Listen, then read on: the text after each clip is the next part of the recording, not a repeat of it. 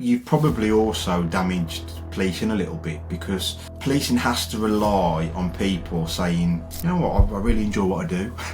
They're not going to go to anybody now and say, you know what, policing's a worthwhile career. That's been damaged. If anything's going to be done regarding the decision of the Chief Constable, he made the decision initially believing it was the right thing to do. Why is he not doing a reflective practice? Yeah. If we're saying the officers have breached something and they're going to have to reflect on the fact that their uniform wasn't right, if he as a leader has made a decision that he's now reflected on and gone, you know what, I could have done that differently, then why isn't he doing a formal reflective practice and saying, in my leadership, I may well have jumped the gun a little bit here, and in future I'll do X, Y and Z to make sure it doesn't happen. The two officers allegedly that have walked away, they might not have walked away, and we wouldn't have wasted, in the policing terms, an awful lot of money bringing people in, getting them a degree, putting through all the training, and then they walk away. Surely, as a culture in policing, we've got to do things better.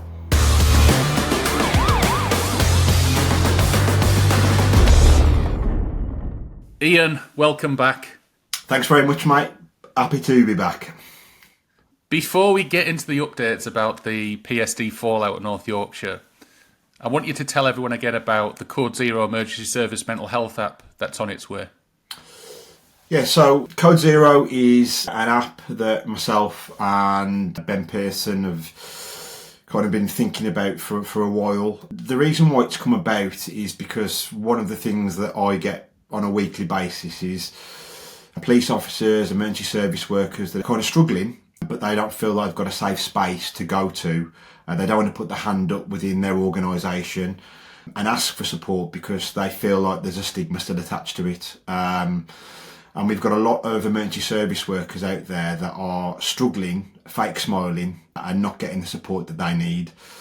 So Code Zero is something that we've looked to create a safe space for people where you can get the support, not just therapy, but alternative methods as well, and get that kind of community aspect that I think is missing from a lot of the organisations. A lot of the time people feel very alone. They don't feel like that they're going to be listened to, and I think Code Zero can maybe bridge that gap a little bit. The idea behind it is that we're going to allow people to create their own profiles so they can get immediate support based on the answers that they give, some actionable things they can get. We're going to have podcasts, we're going to have guest speakers in, we're going to make sure that we do giveaways. We've got therapists that are going to be specifically for Code Zero. We have got partner agencies, Blue Paw, Blue Light Outdoors, that can give, I think, people a different perspective on how they can deal with maybe what they're dealing with. How is this going to be funded, or is it going to be subscription based? Yeah, so we're going to look at a subscription base, so there's going to be a monthly fee attached to it. We're not too sure where we're going to go with that fee as yet, but the idea behind it is that it's going to be very affordable. We're not going to, start charging ridiculous amounts for it. It's going to be affordable. It's going to be a space where people can come, feel that they're going to be listened to, and get the support that they need, that maybe people feel is lacking in the police and the emergency service world. Exactly, and you guys are going to be completely independent of that. I think that's probably one of the biggest things, because I think, and I've had this conversation numerous times with people in different forces within policing and in the emergency service world, actually in the NHS.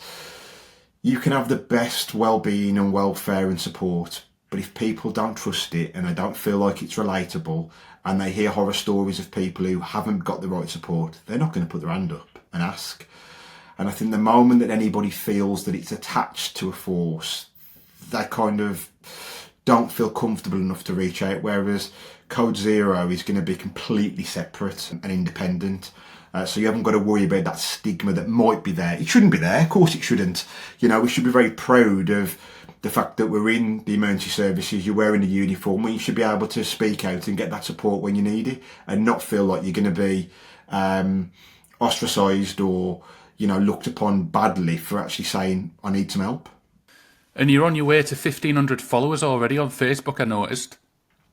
Yeah, it's gone well, which is really nice, because you never know how this is going to kind of pan out. But the one thing that I think that has highlighted is that there is a need for people to feel like that they've got that support. I mean, last week alone, I had 15 DMs from across LinkedIn and Instagram from officers and one firefighter and 3 paramedics that all were thinking about leaving because they didn't feel like they could actually carry on doing their role because they were suffering. And when you ask anybody, well, you know, have you reached out? It's like, well, I can't reach out because I just don't feel comfortable and confident enough to do it. And I think that's a real shame, that is, because I was very proud to be a police officer, and I think whatever service you're in, you do it because you actually want to be there, and then you get let, and that's a real shame. So when we've kind of launched the social media platforms on Instagram and Facebook, and you start to see the follower count go up, it's really nice because it kind of feels like, well, you know, yeah, this is needed actually, and it kind of reinforces what you're doing. I think with you and Ben at the wheel as well, I think it's almost going to become a positive space. So while people are experiencing negative things in their lives, as we've talked about before, it's about bringing the positivity back and not dwelling on what's gone before. That is exactly it. The one thing that me and Ben kind of spoken about is we don't want it to be a negative space. We want it to be positive, and where people can come and feel like that, you know what, this is actually somewhere I want to be. I want to be on this app. Yeah. It's giving me something that maybe I didn't have previously. The last thing that you want it to be is, you know, somewhere whereby you go and it just compounds what you're already feeling. You know, we want it to be somewhere where people can go, you know what, there's actually a little bit of light at the end of the tunnel here, and I can get the support that is relevant to me, rather than it being, come on the app, therapy's the only way. Therapy's amazing, by the way, of course it is, and people get a lot out of it, but it's not for everybody. And we want that to be, you know, very evident on the app that there's going to be a space for everybody. And I think that's something that excites me a little bit, because I've had people, you know, close to me within policing, and you all know exactly this, people the same, that have been affected. And it's not necessarily about therapy, it's actually about feeling listened to and being around like-minded people that can bring people through. Absolutely. So moving on onto this PSD fallout business. So let's rewind for the people that are maybe just catching up. In September, 32 officers graduated after completing the police constable degree apprenticeship. It should have been a proud moment, a celebration after 3 challenging years. Instead, 9 of those newly qualified cops were referred to professional standards over alleged uniform breaches. Let's be clear, this wasn't a passing out parade, which is what I've seen on some of the comments. This was a graduation ceremony in New York alongside over 500 open university students. We are still not 100% sure what these alleged breaches were. I know you've had DMs about alleged breaches in terms of nail varnish, hair down and stuff like that. But they've still not come out and said what these alleged breaches were. And I've since heard that the Chief Constable himself allowed alcohol to be consumed by officers in uniform that night as well, when they were in uniform. So questions remain, were they on duty? Were they not on duty while they were drinking? Yeah. So fast forward to now, and we have a response from North Yorkshire Police Federation. I'll read some of it out because it is quite wordy. So North Yorkshire Police Federation is pleased that the 9 newly qualified officers alleged to have breached uniform policy at the graduation ceremony will not face a misconduct process. And then it later states, these officers were served with misconduct notices following the alleged breaches of dress and appearance policy during what should have been one of the proudest days of their careers, their graduation, which was attended by Chief Constable Tim Forber. They've later said, we also welcome the thoughtful tone of those discussions, in particular Mr. Forber acknowledging that with hindsight, a different reflective path may have been taken, and ultimately we are pleased with the outcome that the officers will not face a misconduct process. So, Ian, you and I both criticised the original PSD referral decision. We called it disproportionate and damaging. Yeah. Now that the misconduct process has been dropped, what are your thoughts? Well, the first thing is, I suppose, look, that's probably the outcome that we all probably wanted. It was never about trying to create a divide. It was actually to say, look, we've all been in the job, and I'm all for standards, of course. Everyone is, because that's what policing is actually built on. We've got a rank structure, we've got standards, and you have to have it. But we also have to have a little bit of humility and a bit of understanding. And in the current climate in policing, leadership is one of the big focuses, because, we know there is a huge disconnect with some leaders and the front line. And when you get a decision like this, it kind of erodes it even further. And for me, if we're going to be talking about uniform standards, that could have surely been done on the day, and people could have, been told, look, go and make these changes because, we want X, Y, and Z. Great, no problem. But to kind of do it retrospectively and put these officers into professional standards under a misconduct just seems to me to be a little bit of a kick in the teeth to those officers who have given 3 years service, balancing what inevitably is quite a challenging thing to do a degree, and then also integrate yourself into policing and learn the role. And then to kind of be told, well, you're going to face misconduct. I know one officer's resigned, one officer's gone, because of it. Yeah, I've heard it's 2 now. I'm told it's 2. Which is a real shame, because they've given 3 years. But this is what policing, sadly, and this is what I mean about leadership, some decisions can massively impact where people go in their careers. And now we've got maybe 2 people that have decided, you know what, I am not going to stay in an organisation that's going to treat me like that. Now, who knows, they may well have left after getting their degree and gone down a completely different path anyway. But the one thing I can safely say is that this decision hasn't helped it. It hasn't reaffirmed their decision to go, I'm going to stay in policing. It's probably pushed them out even further. Yeah, going back to something that you touched on there, you agreed that there should be standards, there should be high standards within the police. And I mean, some of the things that we were seeing on some of the comments on both Pocket Sergeant and your posts on LinkedIn, etc., is the people jumping on there saying, oh, we must have standards. But we aren't disputing there should be standards. And if there are issues, they should be resolved. But it was just the manner of which these issues were to be resolved. I mean, the first protocol is not always sending something at professional standards. Well, I think if that's the route we're going down, then we're running on a bit of a sticky wicket, because I can guarantee you that right across the country there are going to be people wearing non-conforming trousers. There's going to be people with hair down every single day. There's going to be officers with nail varnish on. Well, if we're going to say that that's going to be a breach of uniform standards, then there's going to be a lot of people being put into PSD every single week. And there's going to be chief constables on social media with the flies down, no hat, black jacket over the high vis. Well, I mean, that was the absolute irony of the whole thing, wasn't it? We've got a chief constable that's turning around and saying, I expect high standards in my force, which I completely agree, by the way. They're the chief constable. They can run their force however they want. Fantastic. However, you've got to look yourself in the mirror and also abide by your own uniform policy.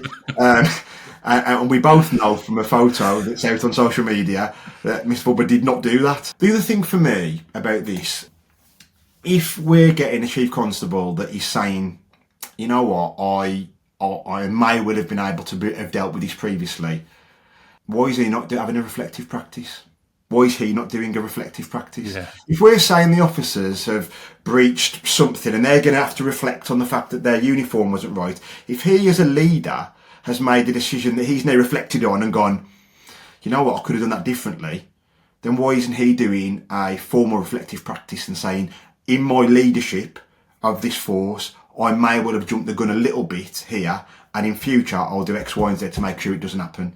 Because I can guarantee you, in any other kind of rank, that you'd have to do a reflective practice. So why isn't it? I don't know whether he has. I'd like to think that he has, because that's the right thing to do. Because as we know, reflective practice is one of the most powerful things that you can do in policing, to reflect on what you could have done better And I would argue that Mr. Forber could have done this better, and he needs to reflect on it.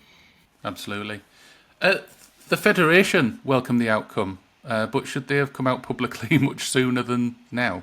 You know what? Yeah, I probably. I suppose the argument for them may well be, well, you know, we were supporting those officers during the initial process, so we didn't want to kind of make it public and jeopardise any conversations that we're having. I understand that. I do. It's obviously really challenging for federations, isn't it? Because they're trying to probably balance everything. I mean, for me, the biggest thing is the outcome, I think, potentially was the right one. It could have been dealt with a lot better. You know, this isn't trying to throw stones, you know, at Mr. Forber or North Yorkshire. It's to say, look, you know, as a whole in policing, we need to have, you know, better understanding on how we can deal with these incidents.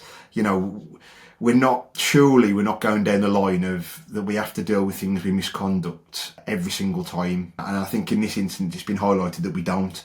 A conversation could have been had and it could have been dealt with a lot better. And who knows, the two officers allegedly that have walked away, they might not have walked away, and we wouldn't have wasted, in the policing terms, an awful lot of money bringing people in, getting them a degree, putting through all the training, and then they walk away. Surely, as a culture in policing, we've got to do things better. So my missus, who's not even in the job, when I told her about the PSD investigations being dropped because she'd been listening to the podcast and everything, she didn't focus on the fact like, oh yeah, they've been dropped, that's great news.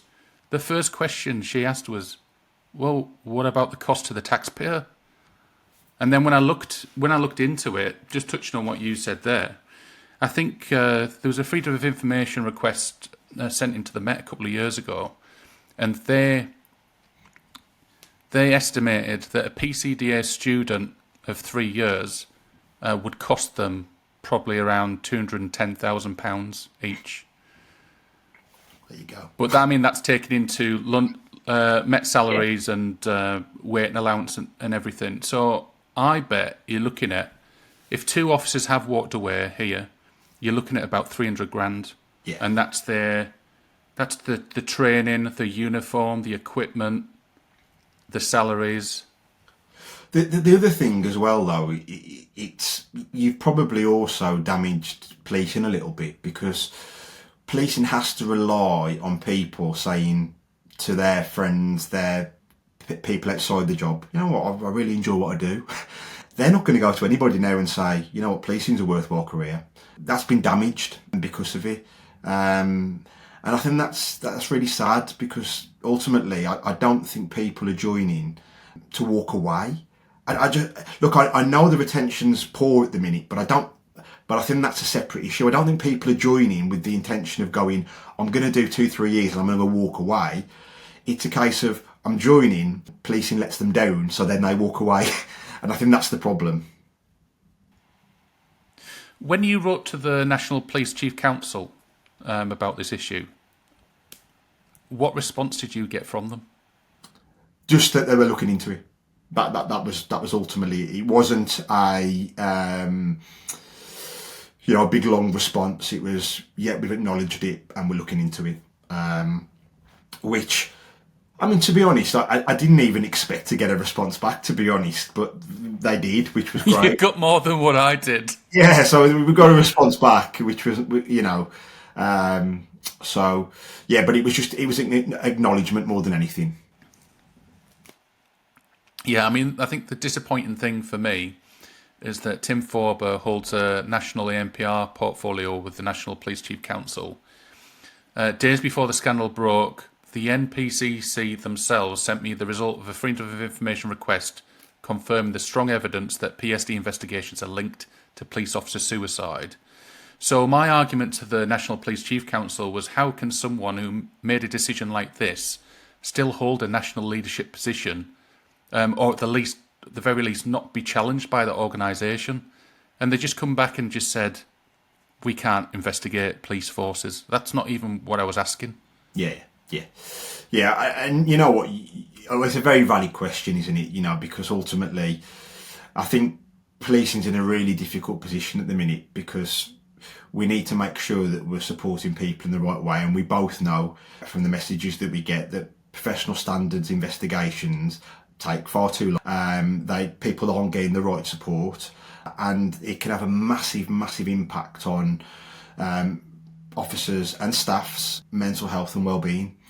And when you've got, a Chief Constable who's making the decision to put 9 officers under that stress, I would argue it's got to be for the right reasons. And I think everybody can agree in this circumstance, it probably wasn't the right decision.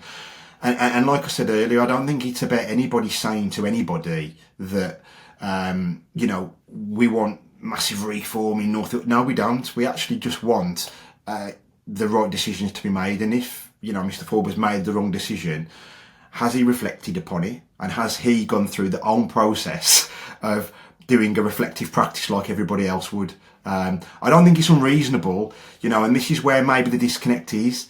If you're a police leader and you make the wrong decision, why should you not have to face the same, process as what other officers do? I made decisions in my police career, and I'll openly put my hand up, especially with on traffic. I made some decisions that I had to reflect upon.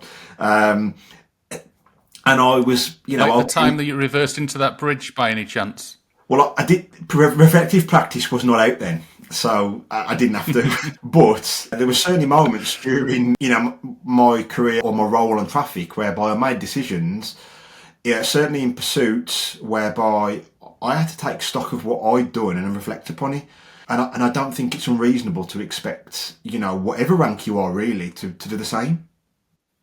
I think what we're now saying as well, that there seems to be a huge lack of accountability at the very top within these organisations. Yeah, look, I think there's some outstanding people. I genuinely do. I think there is. There's some outstanding leaders in policing. There's some poor ones. There is. You can't get away from it. There is. But there is also some people at the top that I think are trying to do some really, really good work. I mean, one that really does stick out in my mind at the minute, and I've never met this Chief Constable. I've never had any interaction. Andy Prophet, I think his name is, from Hertfordshire. Yes, I've been trying to get him on the podcast.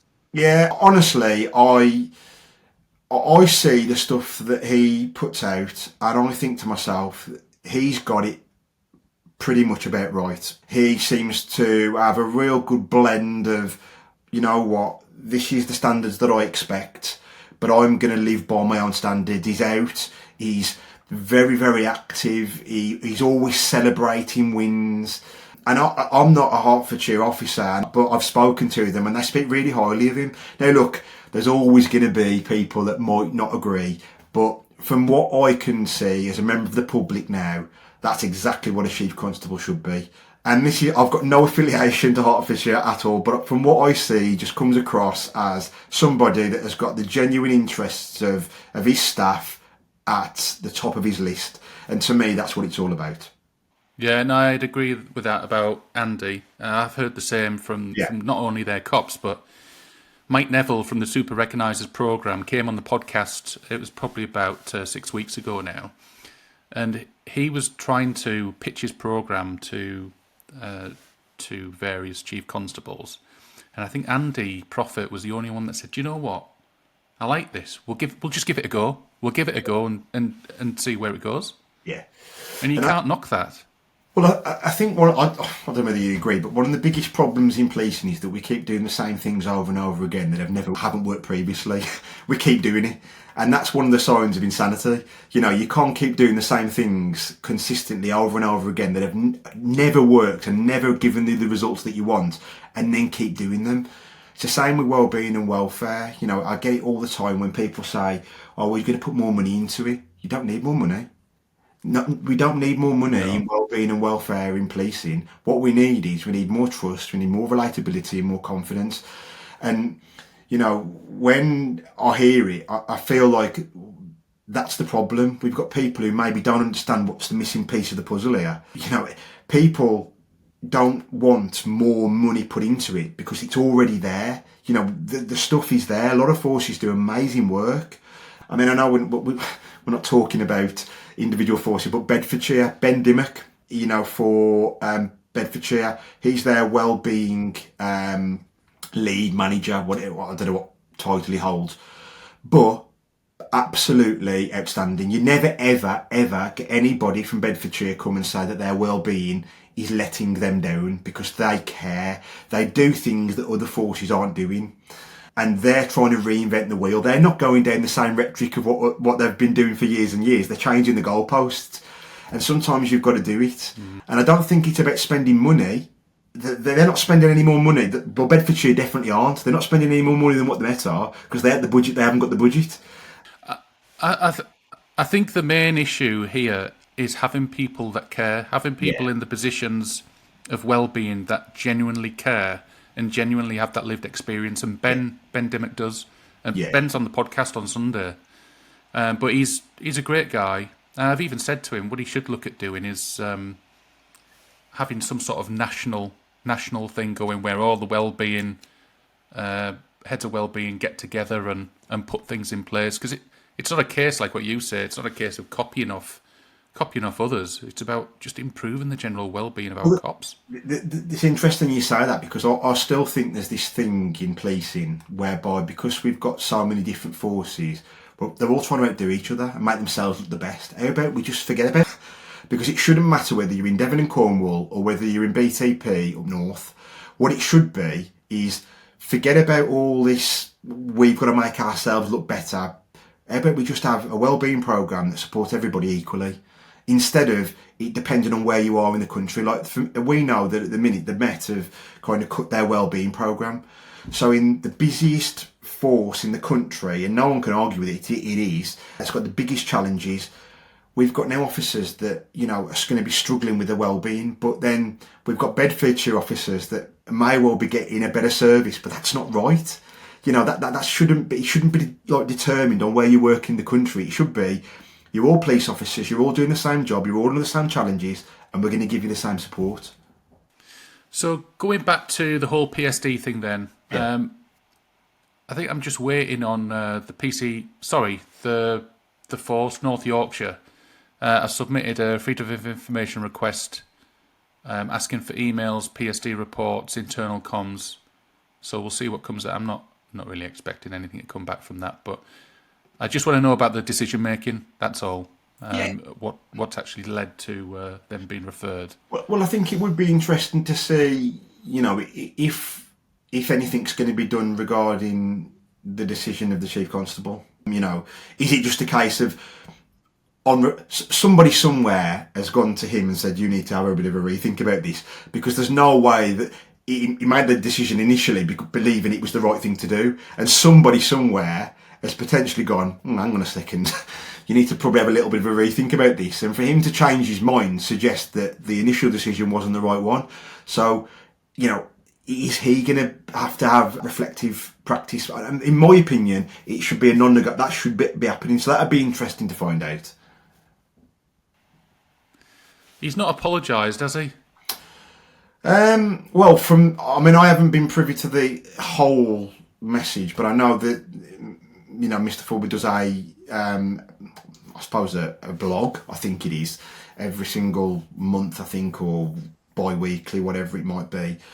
And I think he's acknowledged the fact that, it could have been done differently in terms of the reflection. But I don't know, from what I've been told from some of the officers, whether it's been received as, I got this wrong and I'm going to do things differently next time.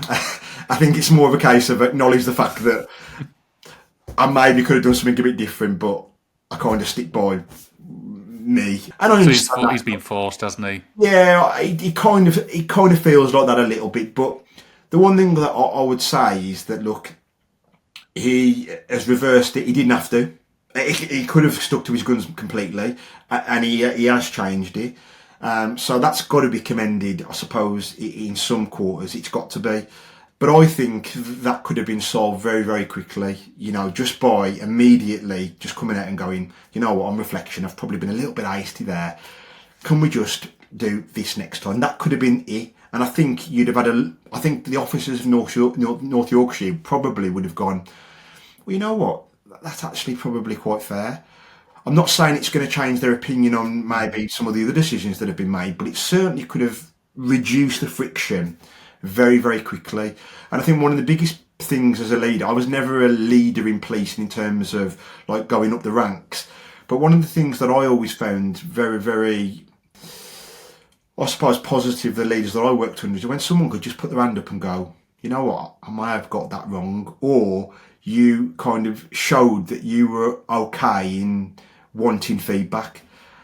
For me, that's the most powerful thing in leadership, because I had some amazing like sergeants and inspectors, and I'd walk through walls for them because they were human beings. You know, nobody wants to just follow somebody because they've got some crowns on their shoulder. They want to follow them because they actually believe in the person, and they believe in who they are. And sadly, I think a little bit of policing's missing that now. And we've got people that are managers and they forgot the fact that they're actually people at the same point. And you showing a little bit of vulnerability is probably one of the most powerfulest things that you can do as a leader. Yeah, I think you've made a good point there in regards to fessing up, really, when you've got something wrong. Yeah. I know that's one of the first things that we were taught in training. Well, we were taught two things when we first started. First is the acronyms: keep it simple, stupid, KISS. Yeah. Second one, if you ever get anything wrong, own up straight away. Yeah. Whereas cops now, I can imagine them being quite scared because of whatever consequences might come their way. Yeah, 100%. Yeah. So while we're on the topic of referrals to PSD, I wanted to highlight a recent case from Merseyside Police that shows probably a more proportionate and supportive approach, one that other forces, I think, could learn from. So a Merseyside officer was filmed in a now viral video appearing to call someone's behaviour a little bit noncy while being filmed on patrol. What were your views when this first went viral? My first thing was, we've all been there, especially whereby you've got somebody in your face with a mobile phone, and nobody seems to focus on that. Why is it acceptable for people to think, you know what, you're a police officer, you're a public servant, so I'm going to do whatever, I'll do as much as I can to invade your space, filming people. And she said an off-the-cuff comment, and people have gone mad over it. And you kind of sit there and you think, well, wait a second, is anyone focused on the fact that this person is ultimately trying to gauge a reaction, putting a phone in someone's face when they're trying to do their job to the best of their ability? Yes, you know, could the language have been a little bit better? Yeah, but I'll tell you now, I've done exactly the same. You know, I've said stuff to people whereby you... I bet you've said worse things. I bet you've said worse things. 100% I have. Do you know what I mean? But does that mean that, you know, everybody needs to go to professional? No, of course it doesn't. You know, we're here. I think this is what gets lost sometimes, is that when you're a police officer, people forget that you're also a member of the public. And I think it gets forgotten sometimes. You've got the uniform on and you've got to be this robot.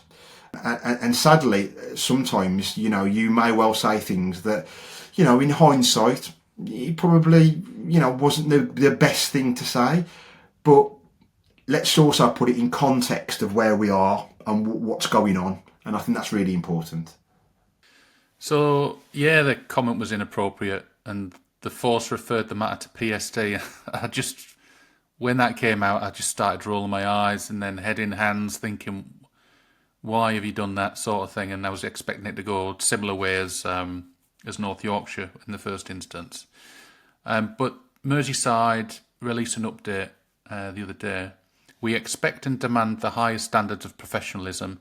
This matter has been addressed with the officer concerned. So far, so good. But then it went on to say the comment made by the officer was unacceptable, but it does not justify the level of misogynistic abuse she has gone on to receive online, and we condemn any abuse of our officers in the strongest possible terms.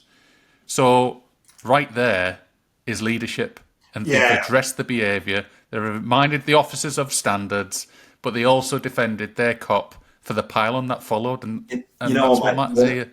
Absolutely, it's so powerful that is, because that doesn't happen. The reason why that went to professional standards is because policing is scared to death of the backlash, and they feel as if you don't do anything, well, what are the public going to think of us? That's ultimately that's why that's happened. But for the professional standards department to go, yeah, you know what, yeah, it was unacceptable, and we accept that, but we also are going to defend our officer because that's what we should be doing, and we're going to accept the fact that we might get a bit of backlash for coming out and saying this, but what really matters is looking after the health and the well-being of the officer, because I can guarantee those comments have been upsetting for her. That's going to be affecting her mental health massively, by the way. And people tend to forget what the impact is on police officers. And when you've got social media, it can be it can be a great place, but it can also be a very, very horrible place.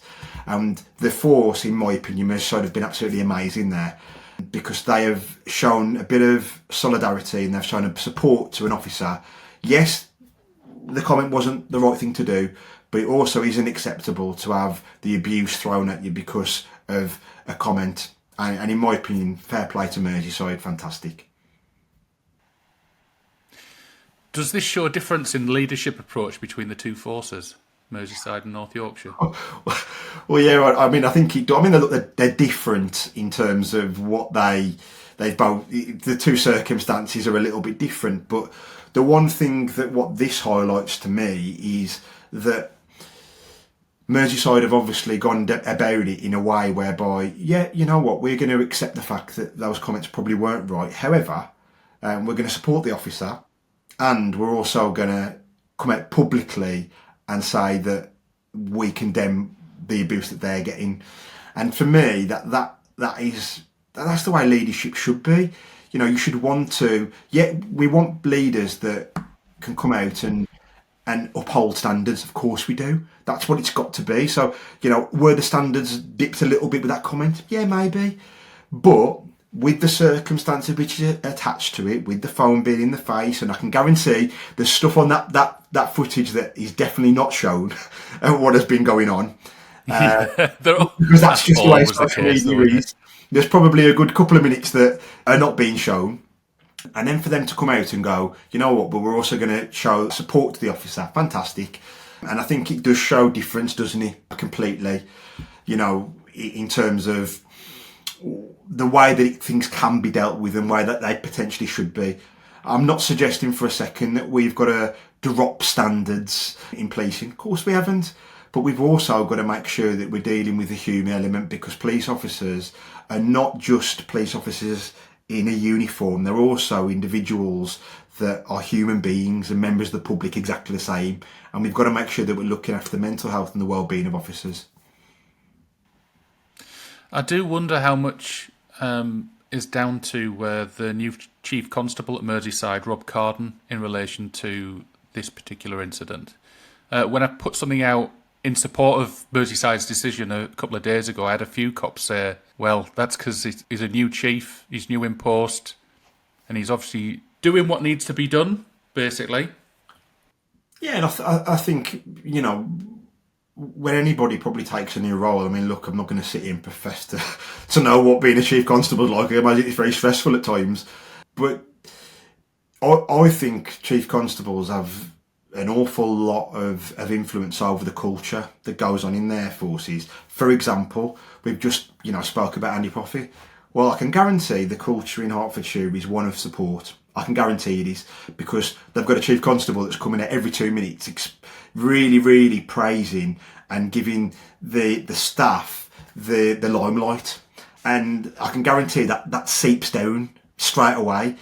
But if you've got a chief constable that isn't doing that, that will also seep down. And chief constables have got an awful lot of sway, and quite rightly, by the way, because they've earned the right to be where they are. But they've got to realise, and I think the majority of them do, that their behaviour influences people's behaviour. And that incident in Merseyside hopefully will set a precedence for, you know, maybe some of the other decisions. Were you just making a brief reference to Batari's box there? A little bit, maybe.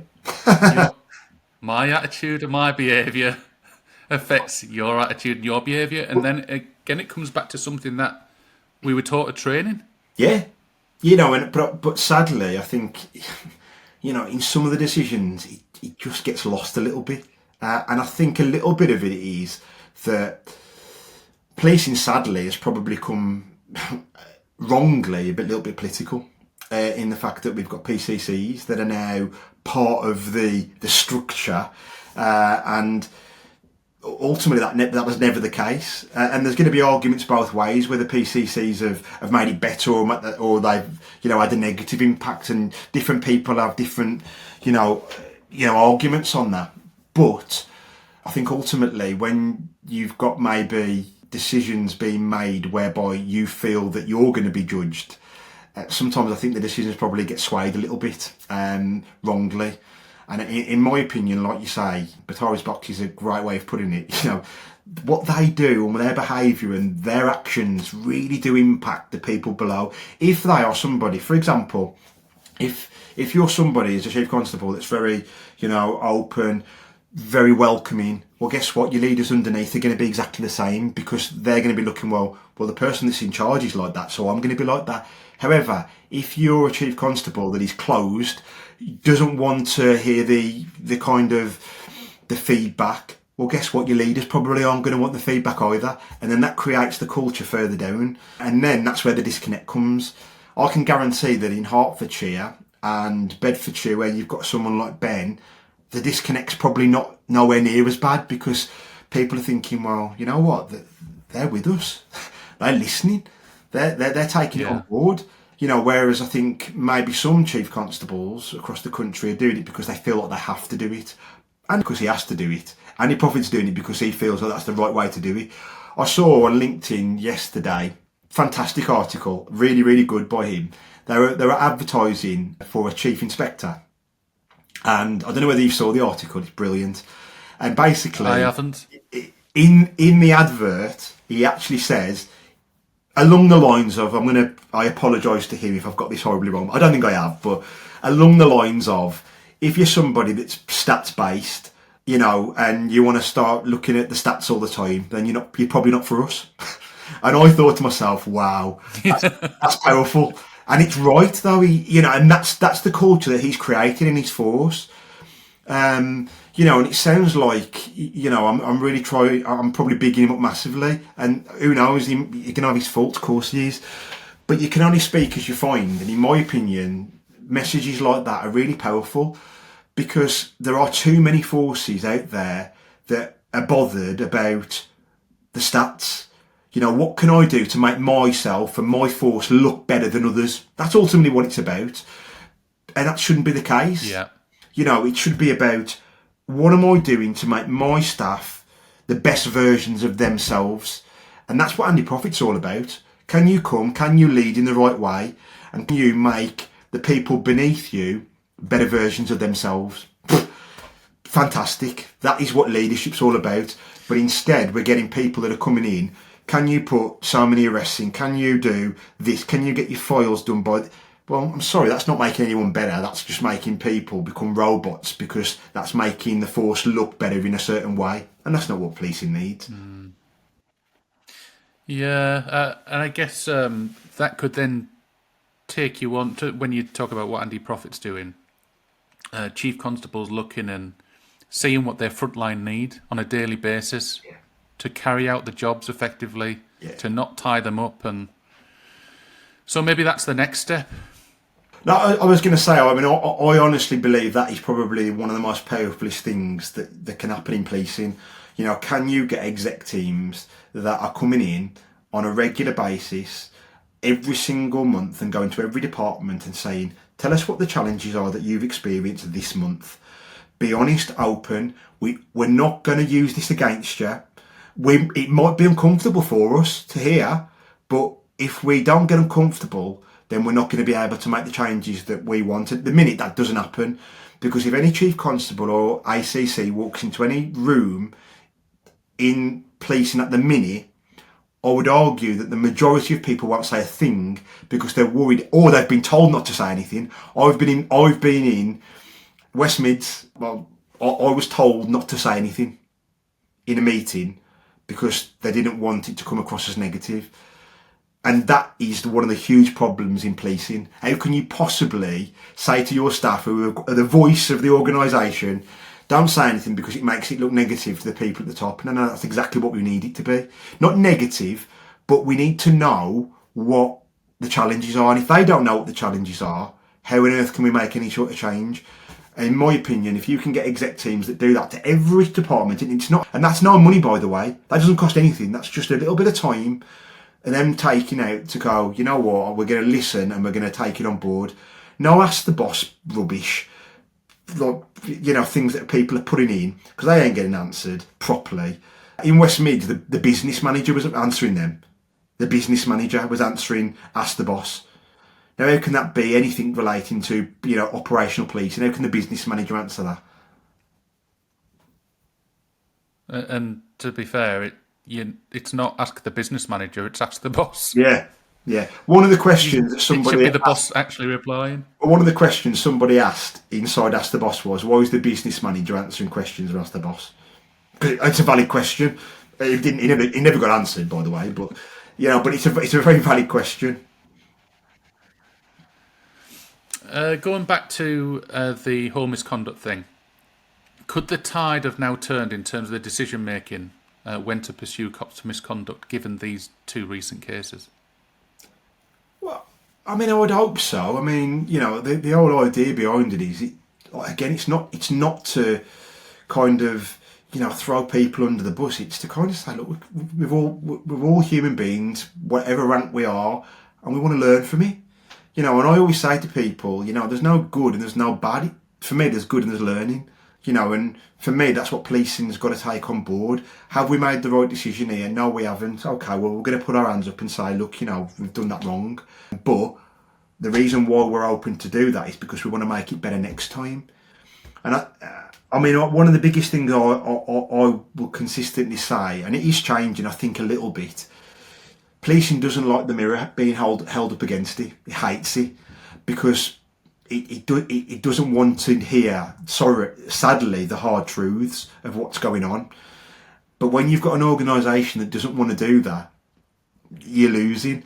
Like I always say, if you had the same issues going on in Apple, for example, there'd be massive inquiries. For example, when we heard about the 100 police officers and staff that had killed themselves over a 3-year period, if that was in any other organisation outside policing, there'd be a massive internal investigation to understand the reasons why. But in policing, they didn't even have the data. And you're like, come on, this is an organisation that does not like the mirror being held up against itself. And until it gets comfortable with doing that, you're going to have problems. But I do think having issues like this, whereby you can look at it and maybe we've got a good example in terms of Merseyside and we've got an example in North Yorkshire where learning could be taken, that's exactly the right thing we need, and hopefully it will make things better. Yeah, for the first time in a long while, it's made me feel a bit optimistic because both of those statements came out on the same day. Yeah. So hopefully things are going to improve. We've got one final episode coming up before we break. It's Ben Dimmock, who heads up Wellbeing at Bedfordshire. That's an amazing podcast. He's a great guy. Wellbeing, as he's taught me, doesn't have to be boring. Same with yourself, really. It doesn't have to be boring. And all I would say was, if everybody wants a second season, let us know. You can suggest a guest via one of the links in the episode description. Leave us a rating review because it helps other people find us. We've got 99 ratings on Spotify at the moment. Somebody drop us one more rating and make it 100, please. Well, just from my perspective... In fact, you can do that. Yeah, you can do that for us. I've got no problem. I've listened to them. I think they've been very, very good. You've had some brilliant guests on, and it's been I think what you've done really well, if I'm going to be honest, I think what you've really encapsulated is the different areas of policing. It's not just focusing on one area. You've tried to bring it in from different people, positives. Yes, there's going to be negatives, but learning as well. And I think it's been, for a first series and a first kind of run at it, I think it's been very, very good, mate. So for me, it's been superb. Does that mean you'll come on again? I'd love to. Like, it's really bizarre. When I first kind of started doing anything like this, I used to really panic about it. But now I really enjoy it. But what you've also got to do is it's the person that's hosting it that directs it, and so give yourself a little bit of credit that you're the person that's bringing people on the podcast. So I'd love to. I enjoy it. I enjoy talking about policing, well-being, and it's never about coming at it from trying to knock it. It's about trying to make it better, because I was very, very proud, as you were, to be in policing, and the paths have changed a little bit, but that doesn't mean that you're not very immensely proud of what you did and what in your service, but also that you want to make it a little bit better for the people that are currently doing it. Yeah, absolutely. I think as of yesterday, we hit 20,000 downloads as well, which is great. When are you bringing your podcast back? Well, give that a bit of a plug as well. Yeah, so, I mean, with that the issue that we've kind of faced is that Chris, actually fantastic guy, by the way, amazing, like really got so much time for Chris. He has had a promotion at work, which has meant that his time is just a little bit more stretched. I mean, look, I've got a bit more time now, not being in the job, but when you leave, you've got to be a bit more understanding of the people that are still doing it. So his travelling time's a little bit more. He's got a little bit more responsibility. So it's just made it a little bit more challenging to kind of get it together more than anything. And so I think it will happen, and I think it will, continue, but it's probably going to have to take a little bit of a break so we can help Chris get to where he needs to be in terms of his lifestyle routine and what works for him. I know he's got a couple of other things that are going on as well. I mean, the one thing that we will be doing is with Code Zero, we're going to be doing a podcast every single month. We're going to be doing 2. And that's obviously going to be focused around well-being and welfare. But I think the other thing for me is that, we want to try and make that, again, a positive experience for people. So we'll definitely be doing that. Blue Light Slips will undoubtedly it's unpack, but we've just got to make sure that it's right for Chris. I don't want his bandwidth to be that stretched that, he comes out a little bit. Where can people find your podcast? So if you go on to Spotify, Blue Lights and Spaghetti Hoops, you will find the episodes there. Also on my Instagram, if you click on the link tree that's on there, you'll see that you can get navigated to it via there. But I mean, the main place is Spotify that we kind of publish the podcast on. And where can people find you and Blue Light Lifestyle? So Blue Light Lifestyle is Blue Light _ lifestyle at Instagram. So that's probably the platform that has allowed me to do what I do now, so I'm very grateful for it. That platform is somewhere where there'll be a little bit of maybe we'll try to have a little bit of humour in terms, but also a serious message underneath. And then LinkedIn is myself, Ian Cook, Blue Light Lifestyle. That is probably a little bit of a different platform in the fact that we can talk about things that are probably going on inside the emergency service world and policing in general. A little bit of a different style of post and a different style of content really there. Cool. Well, really appreciate you coming back on. I believe it's the 3rd time now. I know. I've enjoyed it, mate. Thank you very much. I've really enjoyed it again. Excellent. We'll catch up soon. Speak soon, mate. Bye-bye.